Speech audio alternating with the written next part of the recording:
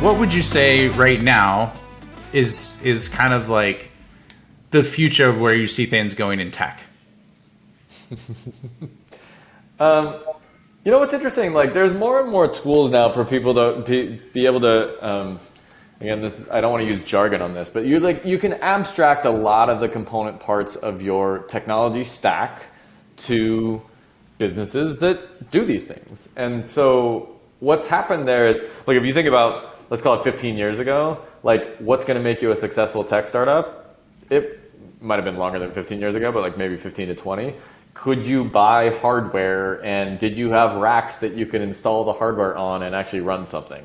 Okay, like, that's very different than 10 years ago. It was probably, can you do agile development? Can you launch code quickly? Can you get things out the door?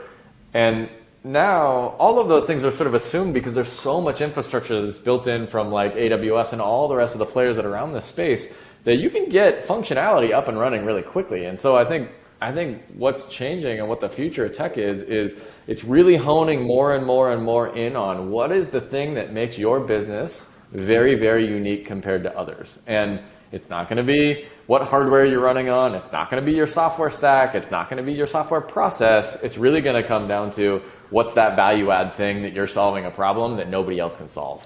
And so I think that's, and in some ways, this is actually why I think and I focus a lot on go-to-market, because that's the tech side. Like, you're getting narrower and narrower with what your differentiation is. And so I think this is where having a go-to-market that's particularly amazing is actually having a bigger and bigger impact on the trajectory and outcome of companies compared to what just their core functionality is. That's insightful. You're the first person that said that on the show, that like kind of the consolidation of just the availability of tech and making that simpler and simpler, and then more emphasis on go-to-market. So I'm going to ask one more bonus question, and then we'll wrap it up, right? Because you got me thinking here. So if you were to start a company from scratch today, what would be your preferred go-to-market, and how would you approach it?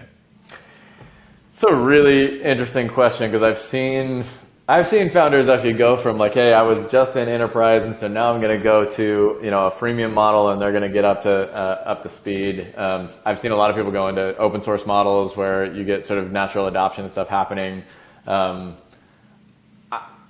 If I were to do another one, I think I would want essentially the best of both worlds. Like, I'd want to be able to have some product-led growth, like freemium, downloadable, testing like path, because there's a lot of, especially early adopters, who they like that. They don't want to talk to a salesperson. They don't want to talk to they don't want to be sold to. They don't want to be marketed at, right? They want to just like, hey, I want to go test your technology, and I want to adopt it, and I want to buy it on my own. And I think that's a totally normal and rational way to buy things. There's also like an entirely different set of buyers that really expect I want a phone call. I want to talk to somebody. I want to actually go through the process of having you walk me through this.